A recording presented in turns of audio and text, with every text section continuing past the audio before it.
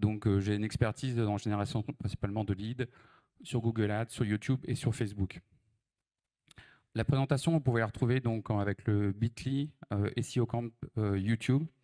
Et si vous avez des questions, parfois certains sont un peu intimidés de me poser des questions, n'hésitez pas à me taguer sur Twitter et auquel cas je répondrai à la fin de la conférence sur vos différentes questions. Alors, juste un tout petit point pour qu'on parle bien le même langage. YouTube Ads peut avoir en fait deux vertus. La première qui est de faire du branding, c'est-à-dire de gens qui cherchent à augmenter la notoriété de leur marque, et d'autres qui cherchent à faire de l'acquisition de trafic payant dans le but de faire de la conversion, que ce soit du e-commerce ou de la génération de leads. Là, on est dans le cas de ROI, c'est-à-dire qu'une partie de ce que je vais vous dire, bien évidemment, peut servir dans des cas de branding, mais bien évidemment, en branding, on ne parle pas de ROI, puisque par essence, le branding n'a pas de ROI. Alors, juste une toute petite introduction très très rapide sur YouTube Ads. Je vais enfoncer des portes ouvertes, mais c'est toujours bien d'avoir ça en tête. Juste aujourd'hui, les statistiques de l'INSEE disent qu'à peu près, aujourd'hui, YouTube Ads, c'est à peu près 46 millions de visiteurs uniques par mois, et c'est 70% de la population active. Donc aujourd'hui, si certains veulent se poser la question de pourquoi YouTube Ads, d'une part parce que ça vous permet de toucher pratiquement autant de gens que la plupart des autres médias ou la télévision. Aujourd'hui, juste, c'est considéré comme pratiquement le deuxième plus gros réseau social, plus gros que TikTok, plus gros qu'Instagram, etc. Donc c'est quand même un réseau extrêmement puissant. Bien évidemment, beaucoup d'entre vous ont bien évidemment l'image de YouTube qui est McFly, Carlito et tous des YouTubeurs qui ont moins de 20 ans que moi-même je ne connais pas. En fait, aujourd'hui, toutes les classes d'âge sont représentées sur YouTube. Moi, un de mes principaux clients que j'accompagne, aujourd'hui, c'est quelqu'un qui ne cible que les gens de plus de 50 ans. Et juste pour vous donner un exemple, ça, c'est juste sur quelques jours de campagne, on touche plusieurs millions d'impressions pendant quelques jours. Donc, c'est-à-dire qu'aujourd'hui, juste en ciblant des femmes de plus de 50 ans, on est capable de faire plusieurs millions d'impressions par jour. Donc, c'est qu'il y a quand même la possibilité de toucher un panel extrêmement large. La deuxième force de Google Ads, c'est qu'aujourd'hui, c'est une audience extrêmement captive. Ça a exactement la même force que Facebook. C'est-à-dire que quand vous comparez aujourd'hui la publicité display que l'on peut trouver notamment en native ou en display, en fait, vous avez 25 messages en même temps. D'ailleurs, c'est pour ça qu'aujourd'hui, un bon CTR sur Outbrain, c'est peut-être 0 et quelques pourcents. Aujourd'hui, un bon CTR, c'est plutôt 1% sur YouTube. Parce que la personne, à l'écran, elle n'a qu'un seul message et c'est le vôtre. Et on va voir que ce moment où la personne a ce message publicitaire, c'est un moment crucial pour votre marque et pour vos publicités. Et puis le dernier point, c'est qu'aujourd'hui, YouTube, c'est adapté à tous les budgets. Ça a exactement les mêmes caractéristiques que Google Ads. C'est-à-dire qu'aujourd'hui, vous pouvez très bien commencer à partir de 3 ou 5 euros par jour. C'est-à-dire qu'il n'y a pas besoin de dépenser des millions d'euros pour avoir un effet. Alors, 4 éléments fondamentaux, et si vous devez retenir que 4 choses de cette conférence, retenez ces 4 choses-là parce que, en fait, quand vous avez compris ça, vous avez tout compris sur YouTube Ads. Le premier point, c'est que YouTube, c'est une société qui veut gagner de l'argent. D'accord ? Ce n'est pas une société de divertissement, ce n'est pas une société qui cherche à faire des films pour marquer son époque ou faire des productions pour de l'ego de réalisateurs. C'est une société qui veut faire de l'argent. Et la manière qu'elle a de faire de l'argent, elle est extrêmement simple. Soit elle vous vend un abonnement premium à vous en tant que consommateur, où vous payez, je crois, 6 ou 9 euros par mois et vous n'avez pas de publicité. Soit à vous en tant qu'utilisateur, elle vous vend de la publicité. Enfin, elle vous met de la publicité qu'elle vend à des annonceurs. Donc c'est extrêmement simple. Et donc, dans les deux cas, les gens, la manière dont ils vont monitorer en fait le succès de leur offre, c'est que les gens regardent ou agissent. Pourquoi ? Si vous achetez un abonnement premium à 9 euros par mois et que la personne ne regarde jamais son abonnement, vous pouvez être sûr que les gens vont arrêter leur abonnement au bout de quelques semaines ou quelques mois. Si je vous mets de la publicité payante et que vous ne la regardez jamais, vous pouvez être sûr que YouTube ne gagnera jamais d'argent. Donc l'objectif de YouTube, c'est de faire en sorte que, d'ailleurs, et ça c'est valable aussi pour les chaînes organiques, si certains d'entre vous ont des chaînes organiques, c'est ce qu'on appelle le taux d'engagement. Plus les gens regardent votre chaîne, plus vous êtes mis en avant. Moi, j'ai travaillé avec un YouTuber qui a plus d'1 million d'abonnés. Aujourd'hui, ses vidéos font en moyenne 4000 vues à chaque vidéo. Pourquoi? Tout simplement parce qu'il a gagné une grosse audience par le passé. Aujourd'hui, pour plein de raisons diverses et variées, ces vidéos n'intéressent plus les gens, c'est un peu ringard, c'est un peu passé de mode. Et donc aujourd'hui, la plupart des gens qui sont abonnés ne voient même plus ces vidéos qui apparaissent dans le flux organique. Et c'est exactement la même chose avec vos publicités.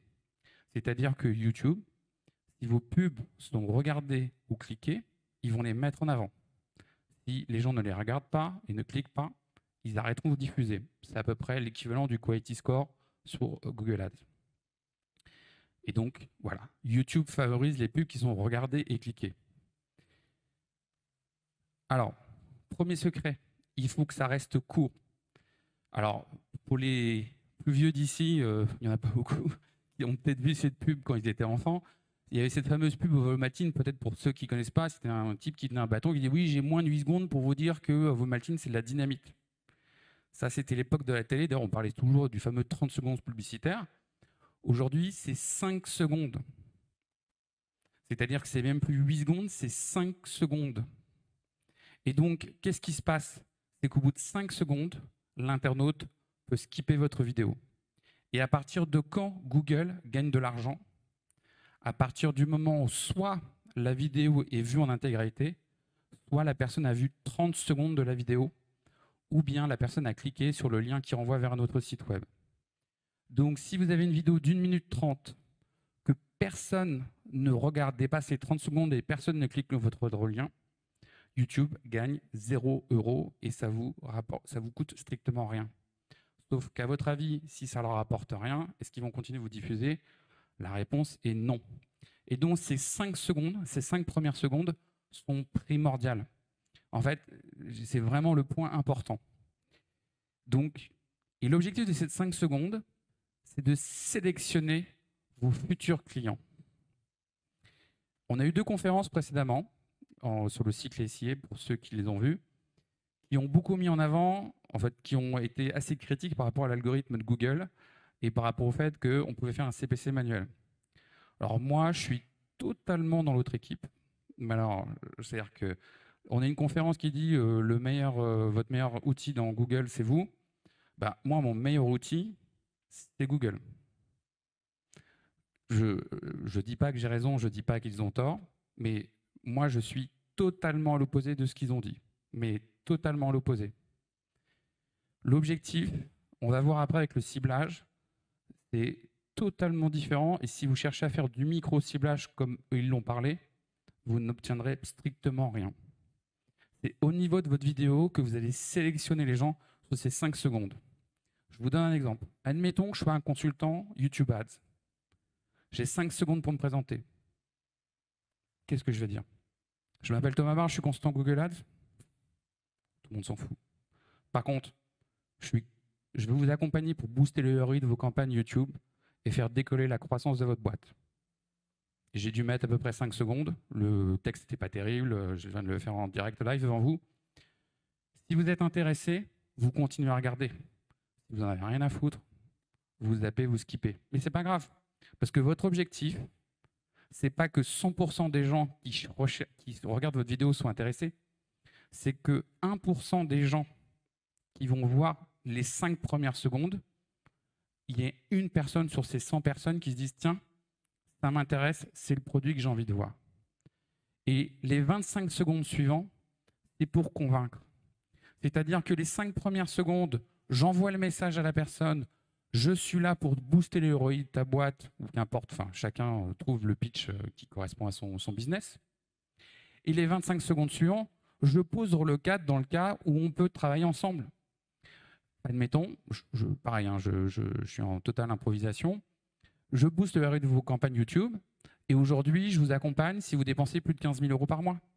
Parce que mon intérêt aussi à moi, en tant qu'annonceur, si la personne est intéressée pour booster le ROI de sa boîte YouTube, mais qu'elle dépense moins de 15 000 € par mois, je peux imaginer que moi, en tant qu'annonceur, ça ne m'intéresse pas.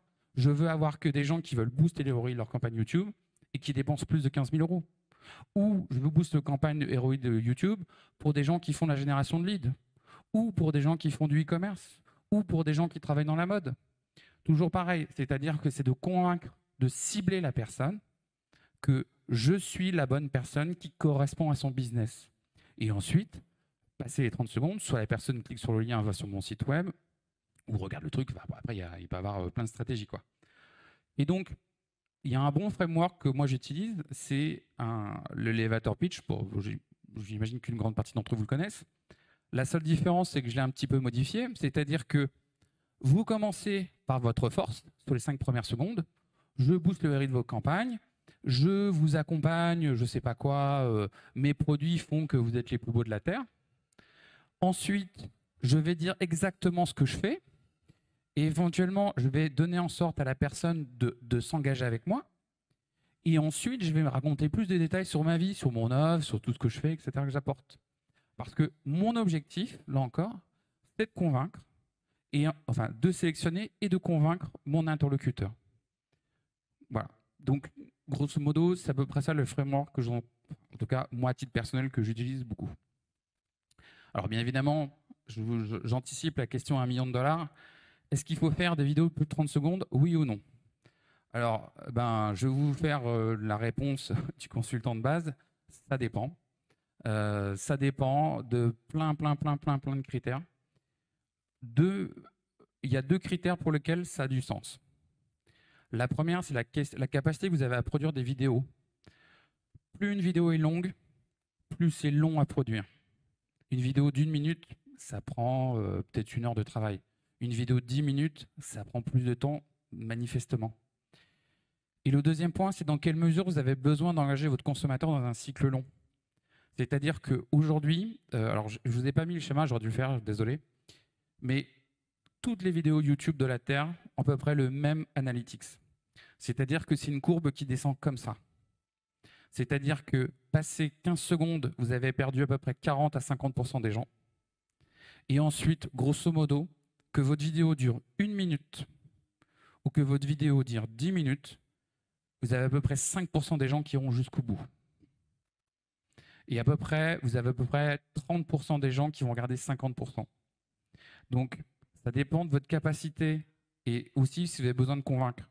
Par exemple, si vous êtes une société qui a un produit très complexe, je pense, par exemple, en bas, on a des annonceurs qui ont des produits technologiques, ça ne s'explique pas en 30 secondes, ils peuvent avoir besoin que ça soit plus long. Donc, ça dépend de votre besoin à vous en tant que marketeur. Alors, un conseil que je répète, que je copie de Oussama, donc pour ceux qui ne connaissent pas, je vous encourage à regarder ces vidéos sur YouTube. C'est The Family, qui est vraiment passionnant et qui m'a appris plein de choses sur le marketing. Enfin, vraiment, c'est vraiment vrai. Et il dit, soyez clivant. En fait, on veut toujours plaire au maximum et n'ayez pas peur d'être clivant dans vos messages marketing. Moi, quand j'étais consultant Google Ads, j'avais une règle. Quand les gens me contactaient, la première chose, je leur disais, je prends personne en dessous de 10 000 € par mois et je prends personne au-dessus de 50 000 € par mois de dépenses Google Ads. C'était comme ça. Et si la personne dépensait 6 999 €, je disais, je prends personne en dessous de 10 000 € par mois. C'est clivant, mais au moins comme ça, j'avais mon client idéal, profil idéal.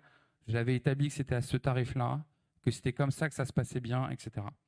Donc, n'ayez pas peur d'être clivant parce que plus vous serez généraliste dans vos messages marketing sur YouTube, moins vous serez performant.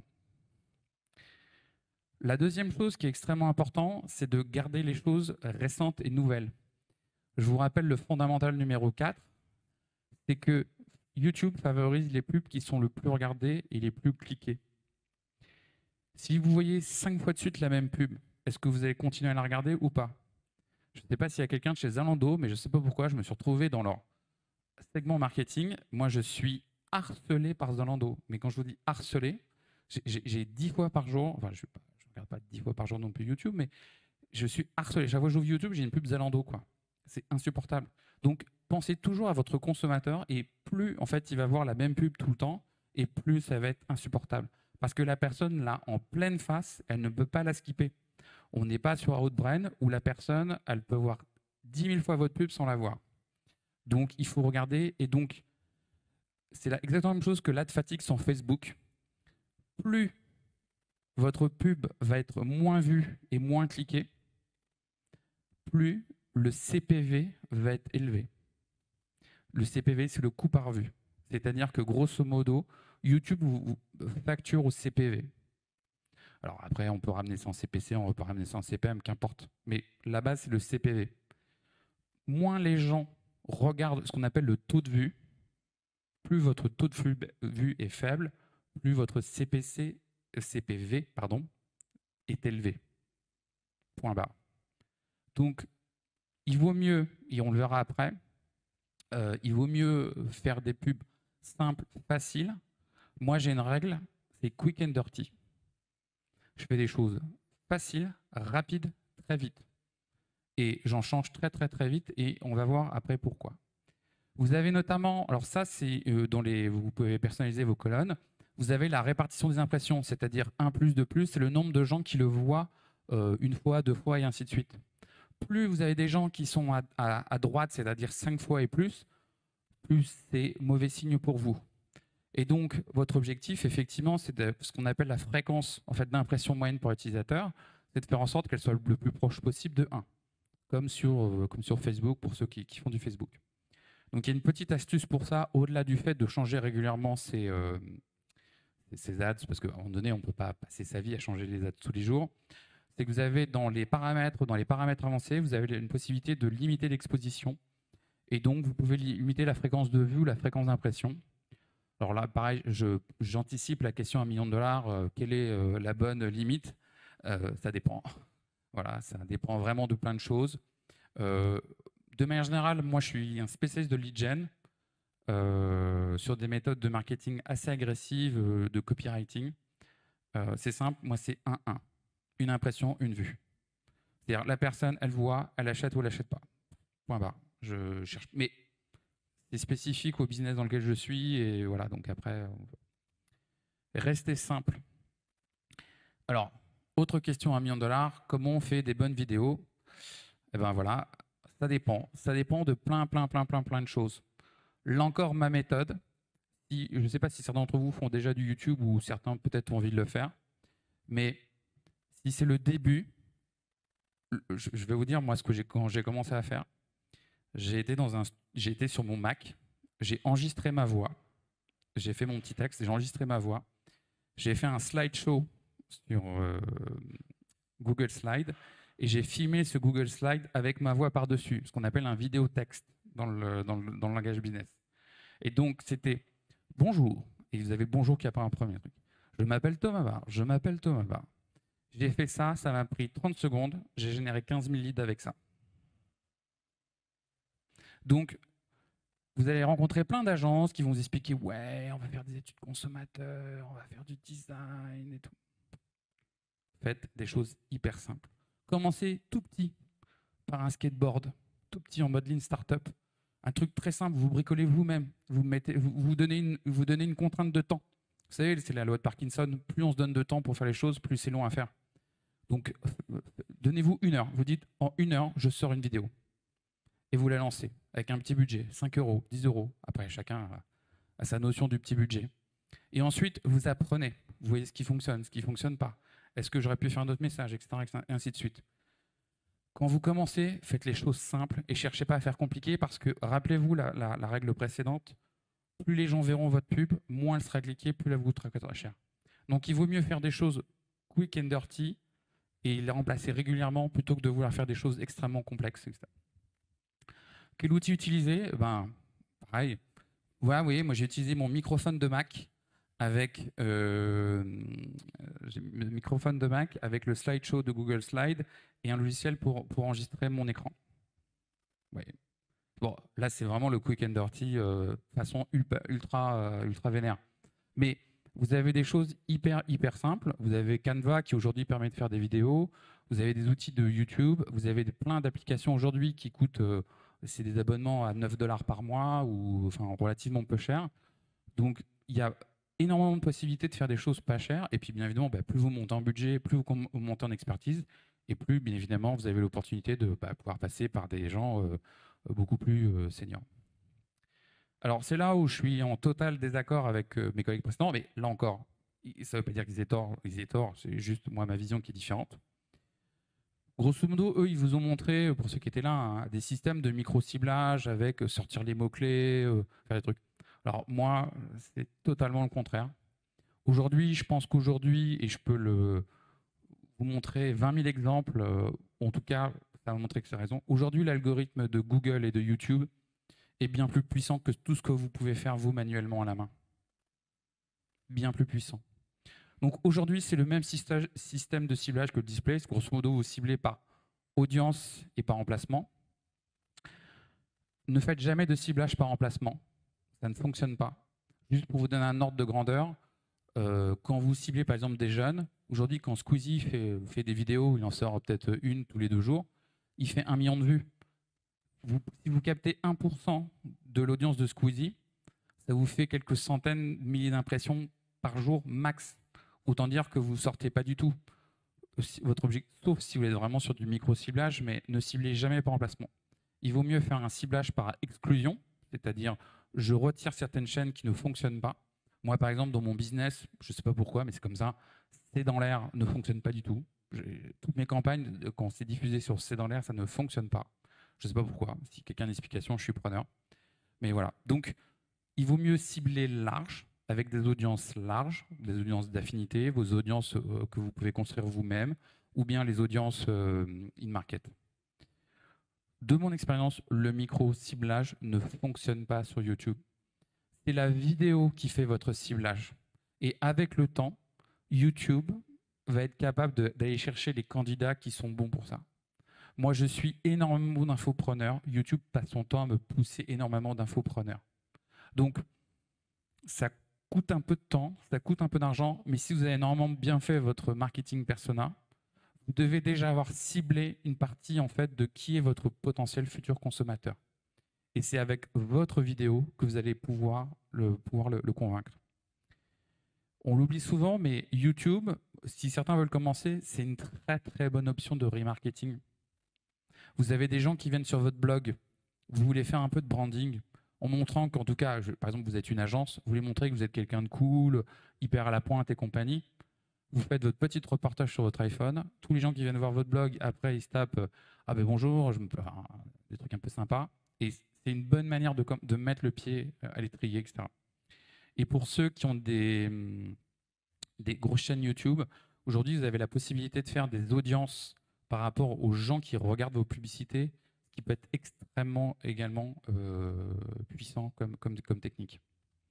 Alors, petite astuce que j'ai découvert à mes dépens, c'est que moi j'ai deux enfants qui ont 5 et 8 ans et qui utilisent mon téléphone pour regarder YouTube. Et donc les gens croient qu'ils targetent un type de 40 ans et en fait c'est un enfant de 5 ans qui regarde des vidéos de Youpi ou je sais pas quoi.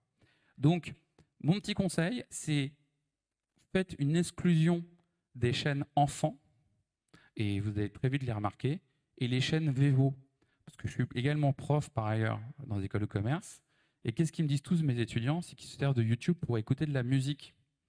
Sauf que quand ils écoutent de la musique, ils font autre chose, ils ne regardent pas leur écran, ils ne skippent pas la pub.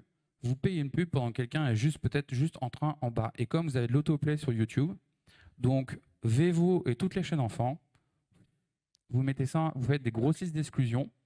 Vous allez vous taper, c'est simple, vous cherchez Vevo dans la barre des emplacements, vous sélectionnez tout ce qui est Vevo, et voilà. Et dès que vous voyez des nouvelles publicités, des nouveaux emplacements enfants, genre Youpi, le manège enchanté, je sais pas quoi, etc., vous faites une liste d'exclusion en fait des chaînes enfants et ça vous permet d'économiser un peu d'argent. Il faut penser mobile, voilà. YouTube, c'est aujourd'hui un support qui est principalement mobile. Juste pour vous donner, là, c'est des chiffres de quelques jours pour plusieurs campagnes. Donc, c'est des campagnes, vous voyez, alors c'est écrit un peu petit, mais grosso modo, sur mobile, vous avez à peu près, attendez, je calcule rapidement de tête, pratiquement 3 millions d'impressions quand vous en avez moins de 700 000 sur desktop. Donc, si vous faites un funnel d'acquisition de leads, pensez le mobile, parce que de toute façon, c'est là où est le trafic. Donc voilà, point barre.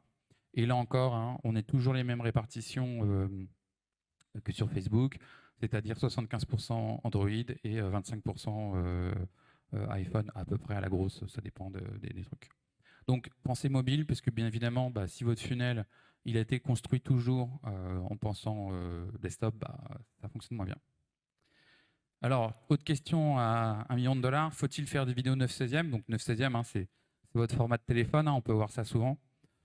Alors là, je vous livre mon expérience. Si quelqu'un a une expérience différente, je suis preneur. J'ai vu aucun impact. Voilà.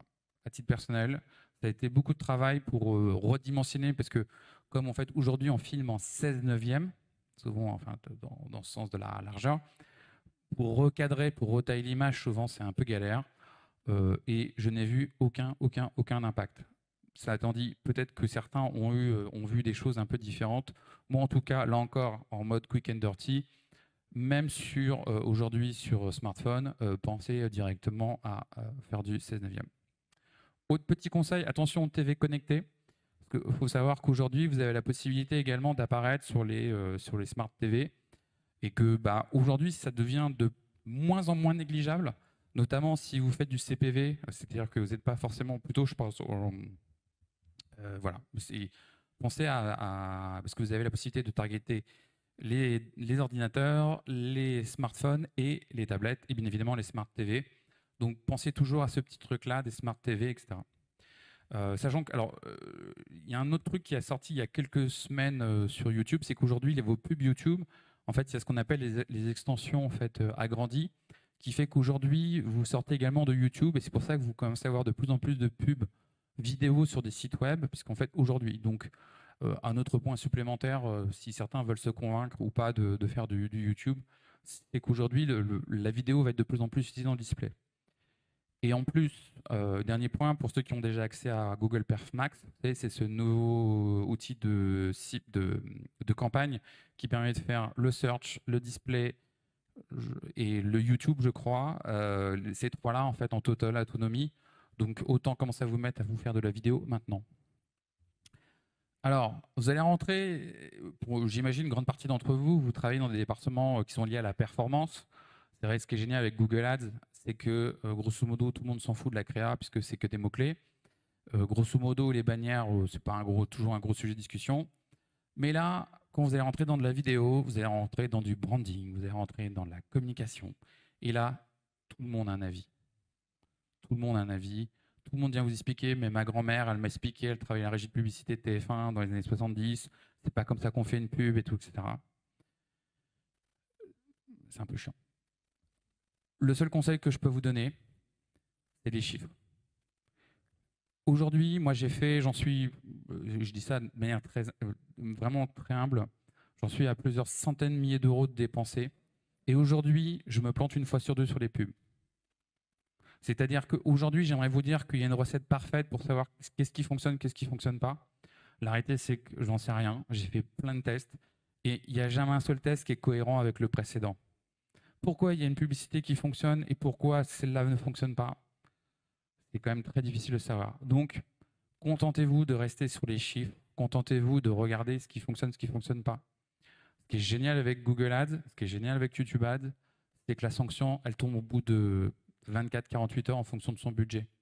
Grosso modo, vous savez tout de suite si ça fonctionne, si ça ne fonctionne pas, point barre. Et le reste de est-ce que c'est bien, est-ce que c'est pas bien, est-ce que ça fonctionne pas, en fait, voilà, on s'en fout. Le vrai truc, c'est est-ce que vous avez atteint votre objectif. Et puis le dernier point, voilà, c'est un peu ce que je viens de vous dire, c'est que il faut savoir rester humble. C'est-à-dire qu'aujourd'hui, en fait, il faut toujours tester. Google Ads, malgré qu'on peut penser, se simplifie de plus en plus. Aujourd'hui, il faut de plus en plus penser à avoir une vision en fait, totale sur son funnel et pas juste sur une pub. C'est-à-dire qu'aujourd'hui, moi, je suis toujours estomaqué quand je rencontre des agences qui font des audits Google Ads sans même regarder le site web, sans même faire une étude de la concurrence du produit qui est vendu. Les types ne pensent même pas à regarder la vitesse du site web, alors que parfois, peut-être que c'est juste le site web qui est pourri. Alors, je sais que ça fait toujours un peu mal à dire ça aux clients quand on vient vous voir, vous devez refuser un client parce que vous expliquez qu'en fait, vous ne pouvez rien faire pour lui. Enfin, je veux dire, quand son produit est vendu juste 3 fois plus cher que les autres, en fait, vous pouvez avoir la meilleure campagne Google Ads du monde, ça ne sert à rien. Donc, il faut rester humble, il faut keep it going, tester, et pas avoir peur de changer, de poser de nouvelles questions et de se dire, voilà, ce qui fonctionne pas. Voilà, c'est tout pour moi. Merci beaucoup.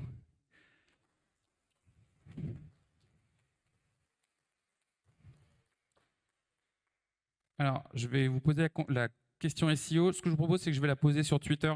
Comme ça évitera le biais de savoir qui répond en premier. Donc, vous pouvez commencer à me taguer. Bon, peut-être tout le monde n'a pas Twitter, en fait. Je fais comme si tout le monde avait Twitter, en fait. Bon, allez, on l'a fait en live. Vous êtes prêts? C'est Audrey qui choisira ici, qui est la personne qui a levé le main le premier. Vous êtes prêts? Quelle est la durée à partir de laquelle YouTube Ads facture un annonceur?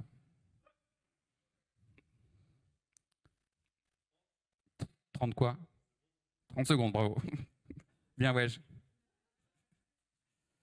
Voilà, je suis disponible pour vos questions, n'hésitez pas. Ah bah voilà, je t'en prie.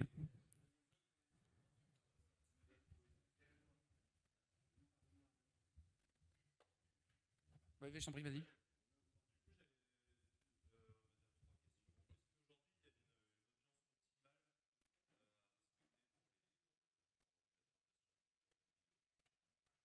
Qu'est-ce que tu veux dire pour audience optimale?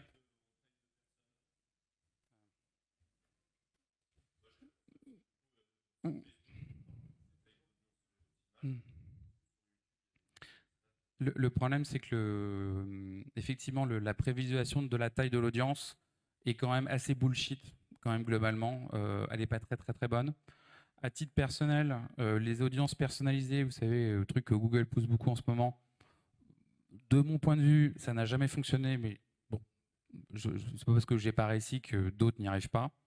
Moi, à titre personnel, ce que je trouve qui fonctionne très très bien, c'est quand même les audiences in-market, quand son produit répond à peu près à ce business, et après les audiences démographiques. Parce que souvent quand même, euh, on est quand même plus proche en fait du marketing publicitaire où on va cibler en fait des personas marketing plus que du ciblage publicitaire avec des mots-clés ou des audiences. Voilà.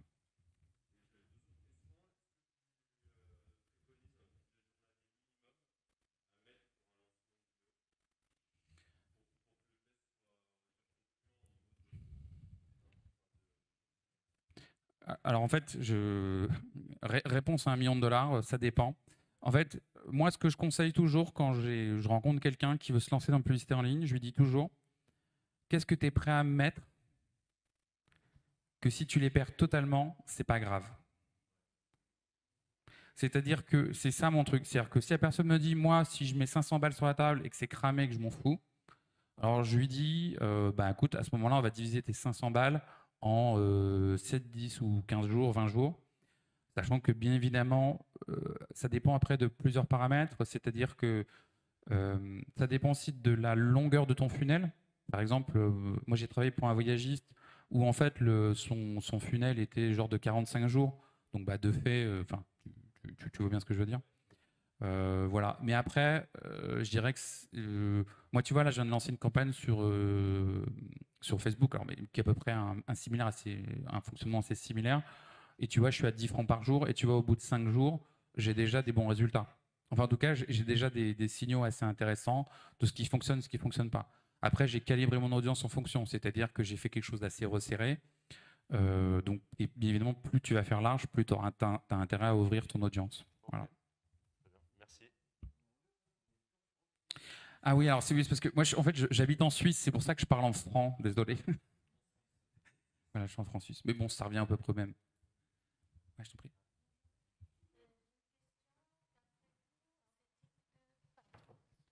D'après vous, ce type de campagne, est-ce que c'est adapté à un public B2B? Ah ben, réponse à 1 million de dollars, ça dépend.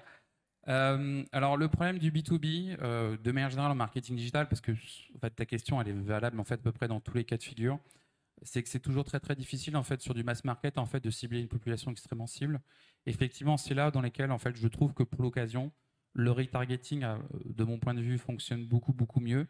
Après, ça dépend de ton marché B2B. Si ton truc est tu vends des foreuses pour des puits de pétrole au milieu de l'océan, bon, de fait, en fait, la publicité en ligne ne fonctionne pas tout court, puisqu'en fait, il y a peut-être 10 acteurs dans le monde qui s'intéressent à ça. Donc, Voilà, après ça dépend vraiment. Mais cela étant dit, moi, pour te donner une expérience, j'ai travaillé pour un fabricant de logiciels d'architecture sur les trucs 3D, enfin des licences qui valent plusieurs centaines de milliers d'euros, tu vois, pièce, donc enfin, quelque chose quand même qui est assez lourd. Et en fait, on avait quand même des bons résultats. Par contre, effectivement, il faut vraiment être plutôt sur des ciblages de retargeting ou des choses comme ça, quoi. Voilà.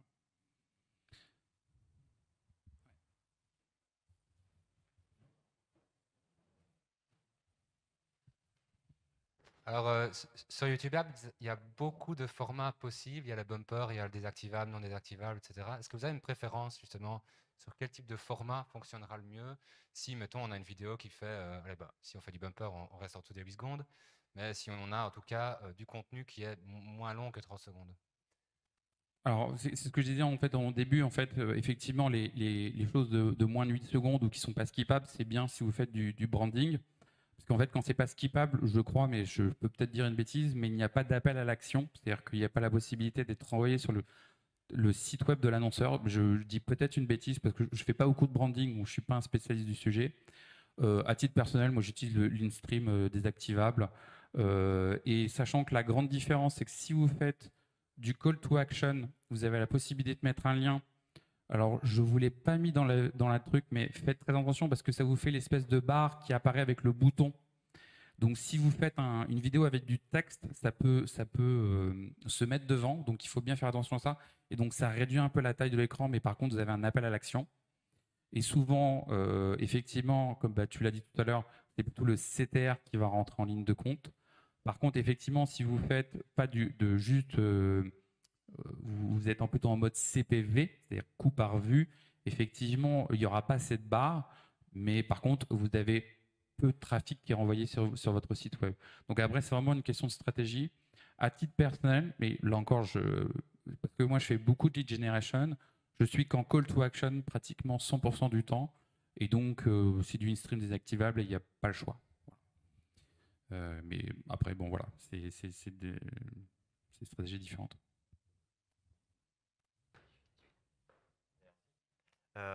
Est-ce que vous avez un avis sur les publicités en séquence? Non. Non? Non, j'en ai jamais fait. J'ai jamais fait de branding. Et à titre personnel, mais alors, je donne mon avis sur un sujet. Je trouve que, mais là encore, c'est parce que moi, je suis vraiment sur un business de masse où on génère plus de 1000 leads par jour, donc on est sur des budgets très très lourds. Le micro-targeting avec des funnels très compliqués de si tu as vu une vidéo, alors je t'envoie une vidéo, je te mets un message, machin, etc. et tout. C'est peut-être très bien quand on s'appelle Coca, quand on s'appelle Amazon et qu'on a des volumes marketing et aussi des volumes de data énormes. Mais à titre personnel, on va dire pour le commun des mortels, qui est quand même sur des budgets, on va dire, plus raisonnables, enfin, après voilà, chacun a sa vision du budget raisonnable. Voilà, je trouve que ça fonctionne pas bien. Mais c'est un point de vue perso et c'est probablement pas vrai pour tous les cas de figure. Dernière question. Ouais, je t'en prie, vas-y. Du coup, Profitez-en parce que je repars demain à Lausanne, donc après c'est fini. Et c'est ma dernière conf web marketing de ma vie, donc profitez-en parce qu'après c'est fini. Vous n'entendrez plus jamais parler de moi. ah, c'est bon. Du coup, vous parliez aussi de Facebook. Du coup, vous faites des tests sur Facebook. Entre YouTube Ads et Facebook, quel est le levier qui fonctionne le mieux avec le support vidéo? Tu veux dire, est-ce qu'il est. Parce que moi j'ai une expérience sur le fait que Facebook avec un support vidéo fonctionne beaucoup mieux que YouTube Ads. Et du coup, je voulais savoir vous de votre côté si vous avez constaté en gros des grosses différences de conversion entre les deux. Alors, ce que je constate, Facebook Ads, en termes de ciblage, l'algorithme, il n'y a pas à dire. C'est incroyable.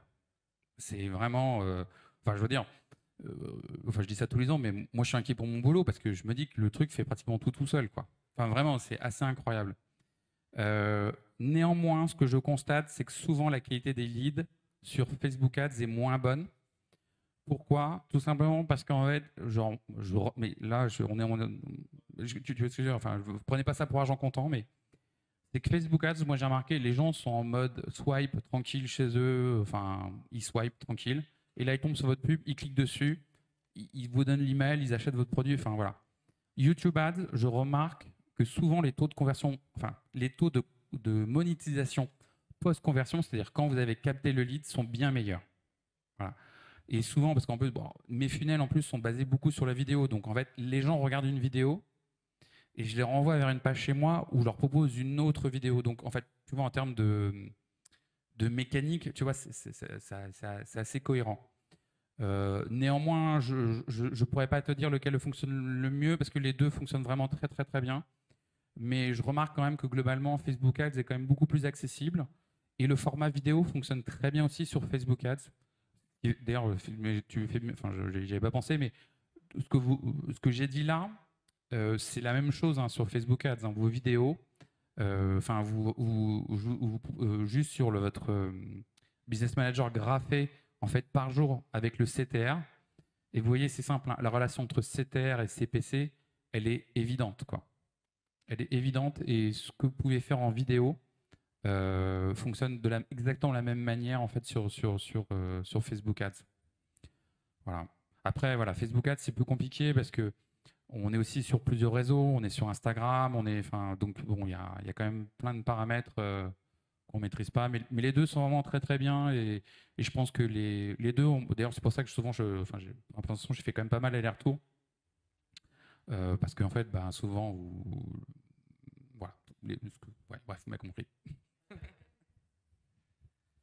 Merci à tous, bonne fin de journée, bon ici au camp.